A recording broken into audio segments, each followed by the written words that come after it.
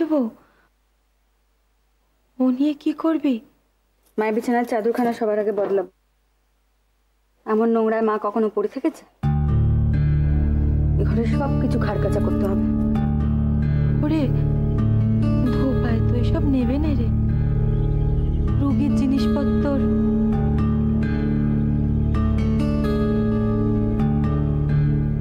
আমি কেচে দেবো।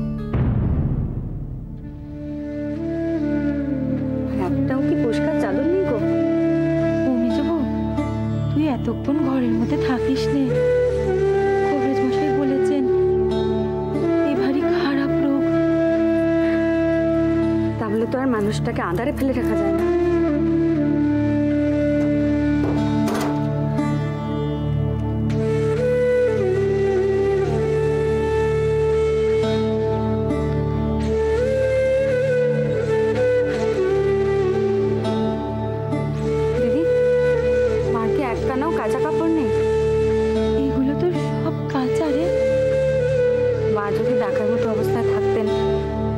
এই কাপড়গুলোকে কাঁচা করলে আর রক্ষে থাকতো না।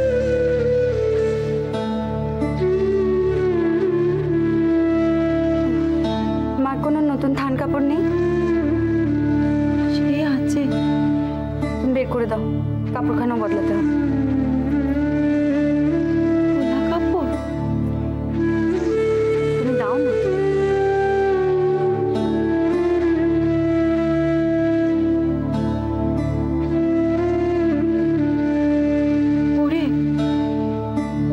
তুই পাল্টাবি কি করে?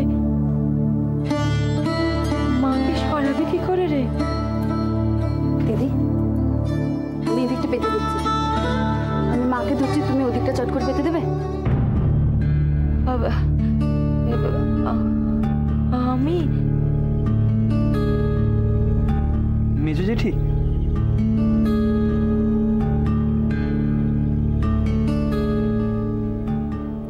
এটা বাড়িতেই ছিল, আমি এটা বদলে দিই। অনেকদিন বদলানো হয়নি। দেবা, হ্যাঁ এখনো কাজ করতে পারবো? হ্যাঁ। তুই একটু ঠাকুমাকে তুলে ধরতে পারবি? আমি চাদরখানা পেতে দে। হ্যাঁ হ্যাঁ, কেন পারবো না? দেখেছো? দিদি, তুমি এ ঘরে সবকিছুর আলাদা ব্যবস্থা করো। ঝাঁটা নাতা, কাপড়, চাদর, খাড়, বাসন, বালতি সব। আর এই ঘরের মেঝে আমার একখানা শোবার ব্যবস্থা করো। তুই এই ঘরে থাকবি?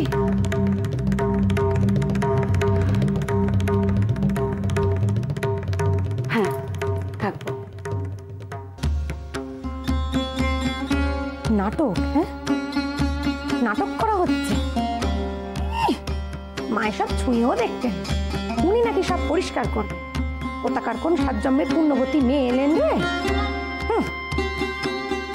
কোথায় ছিল? হ্যাঁ বলি, একদিন কোথায় ছিল? হাওড়ি দর দিয়েছেন বড়। কেন এসব করছেন যেন আমরা কিছু বুঝি না। সব লোক দেখানি কাজ হচ্ছে। হ্যাঁ, সব লোক দেখানি কাজ হচ্ছে। মাকে যেন আমরা গোয়াল ঘরে ফেলে রেখে দিয়েছি। জানে তো, খুব ভালো করে জানে। সবাই এখানে ওনার কথায় নাচার জন্য এক পায়ে খাড়া হয়ে রয়েছে। এসে সকলের মুন্ডু চটকাবে।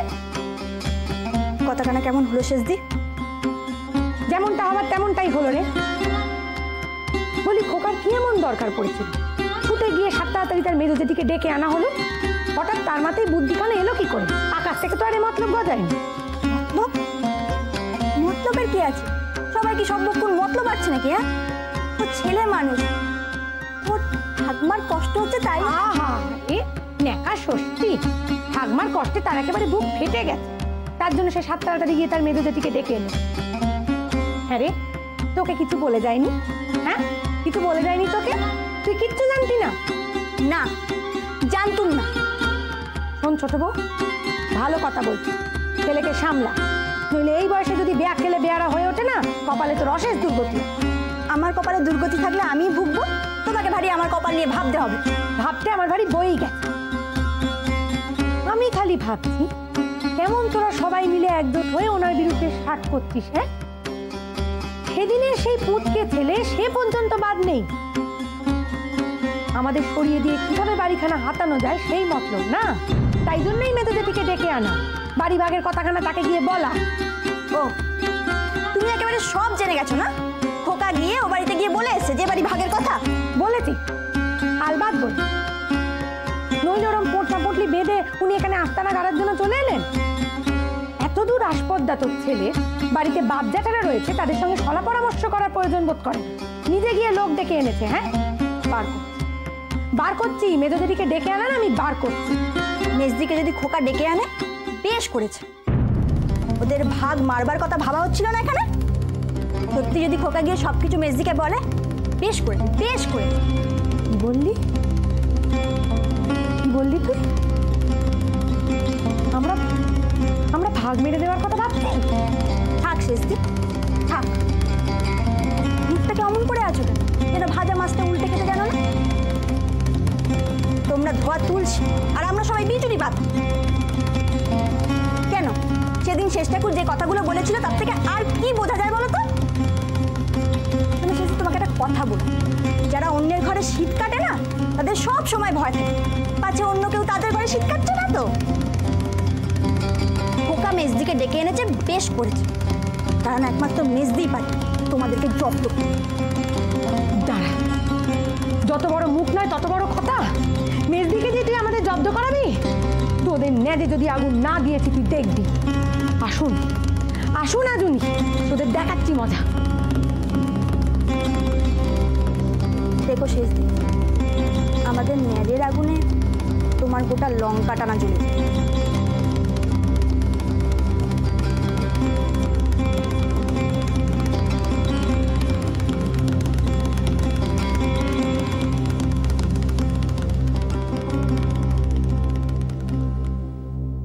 মা তো ছোট ঠাকুরপোর সঙ্গে ও বাড়ি গেছে, কদিন নাকি ওখানেই থাকবে।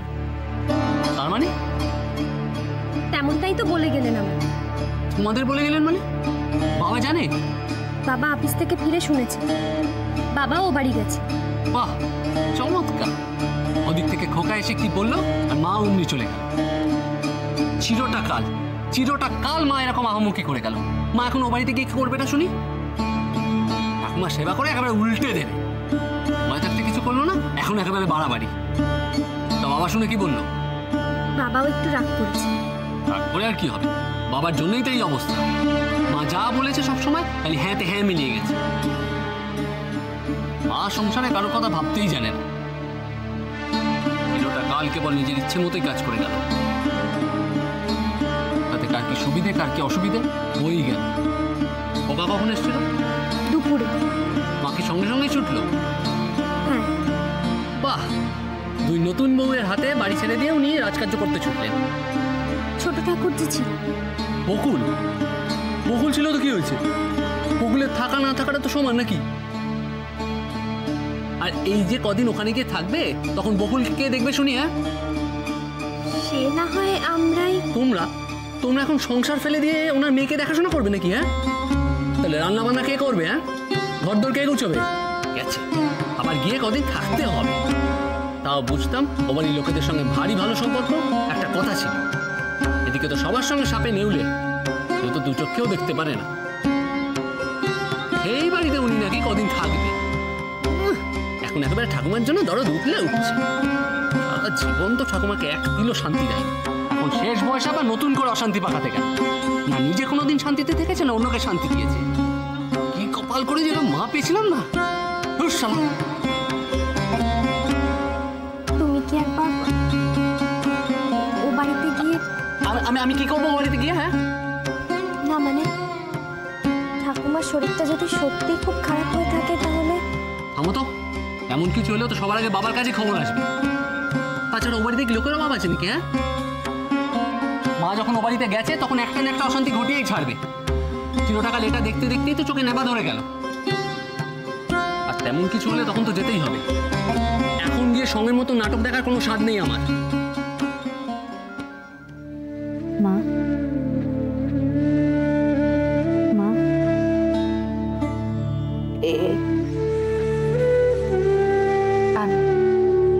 মেজো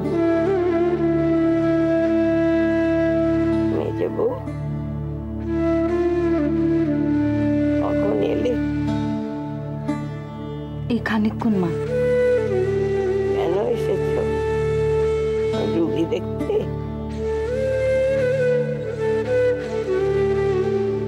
মা আপনি হয়তো কথা কইবেন না, কষ্ট হবে। কথার কই কোথায়, সারাদিন তো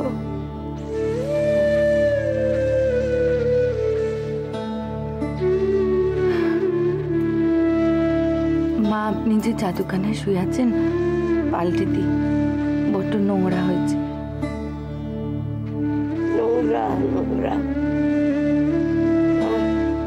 চারিদিকে নোংরা, দেখে গা ঘিন ঘিন করে। কেউ আসে না, কেউ দেখে না, কেউ না।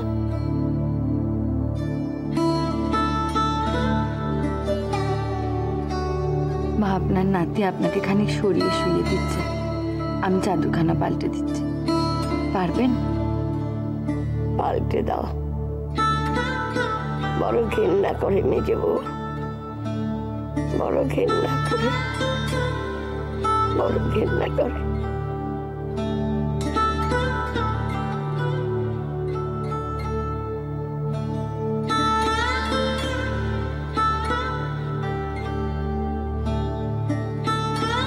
অল্প জ্বর আছে।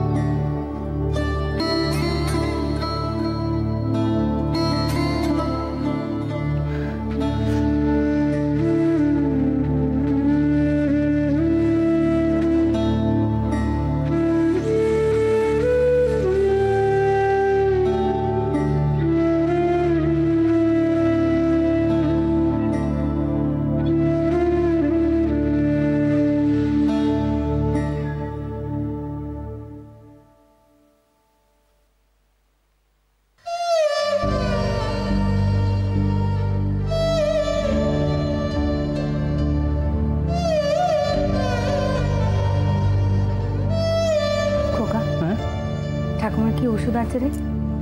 এইখানে দাগিয়ে দেওয়া আছে, রোজ 3 বেলা করে। তুই আমাকে সব দেখিয়ে দিবি। ঠিক আছে।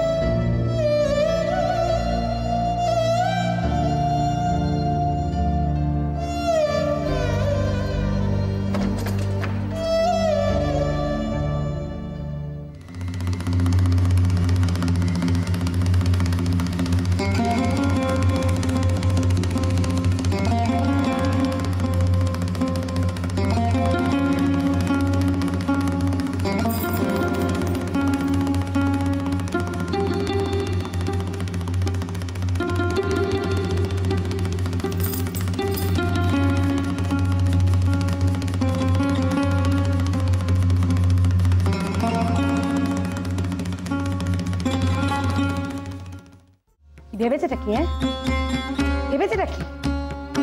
ইচ্ছে হলো আর অমনি সোজা মায়ের ঘর অব্দি চলে গেল। কে অধিকার দিয়েছ নাকে? মায়ের সেবা করতে চলে এলেন, ওখানে বলি হারিয়ে তাকেই বা কে বলেছে মেয়েদিকে খবর দেওয়ার জন্য? বাড়ির বড় কেউ তাকে বলেছিল যেতে? এ গেল কেন তাইলে? দরকার হলে মেয়েটাকে নিজে নিয়ে আসতেন তা না, খোকাকে দিয়ে আমি জানি তো নিজ্ঞাত মা খোকাকে দিয়ে মেয়েদিকে খবর পাঠিয়ে নিজ্ঞাত। তাই এখানে ওনার দেখাশোনা হচ্ছে না, যত্নার্থী হচ্ছে না, সেবা হচ্ছে না, এইসব গিয়ে নিয়ে বিনিয়ে আমাদের নামে নিন্দে বন্ধ করে মেয়েদির কানে দিয়ে তুলেছে। ও মা সেজবু অমন কেন বলছি? মা কেন মেজবউকে ডাকবেন? ও বা, তারাই তো এখন শুরু হয়েছেন কি না? মেজ ঠাকুর হাতে টাকা গুঁজে দিচ্ছেন, ছেলে মেয়ের বিয়েতে নিয়ে গিয়ে মাথায় তুলে লোক দেখানো আধিক্যতা করেছেন, তা তো হবেই এখন।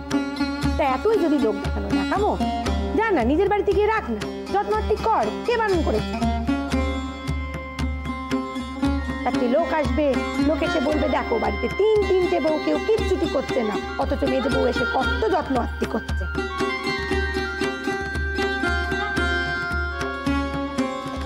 শোনো বদ্দি, পরিষ্কার একটা কথা আমি বলে দিই, যতদিন মেজদি এ বাড়িতে থাকবে আমার হেসেল থেকে একটি দানাও যাবে না তার জন্য।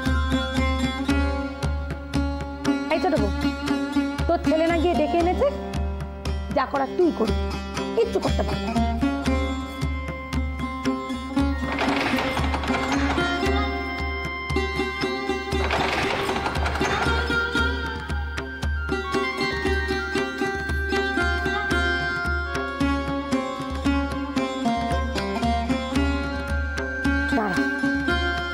আজ উনি আসুন, উনি আছে। আবার এই বাহাদুরি না আমি দেখব, আমার বড় বার বেড়েছে। এই বাহাদুরিটা না করলে হচ্ছিল না। না কিসের বাহাদুরি? কাউকে না জানি ওই বাড়িতে কিছু শটান চলে এলে বৌমাদের তো কয়ে এসেছি। বৌমাদের বলে আসলেই হবে। আর আমাকে তুমি ছিলে না, তাই তোমায় কয়ে আসা যায়নি। আমি ফিরে আসা অব্দি অপেক্ষা করা যেত না। আমার মনে হয়নি তুমি ফিরে আসা অব্দি অপেক্ষা করা উচিত। ঠিক আছে ঠিক আছে, সারা জীবন ধরে অনেক উচিত অনুচিত শিখিয়েছ। খুব পা বেড়েছে তোমার, না খুব পা বেড়েছে। যখন তখন আমাকে না জানিয়ে ও বাড়ি থেকে বেরিয়ে চলে আসছো। আসতে চেঁচিও না, মা ঘুমোচ্ছেন। কাল তুমি এ বাড়িতে এসে তাস পিটিয়ে গেছো, মার কাছে আসার সময় তোমার হয়নি। আমি যখন শুধিয়েছি কয়েছো মা ভালো আছে। এই যদি ছেলের কর্তব্য হয়ে থাকে তোমার, তবে ওই বাহাদুরিটুকু আমি করব।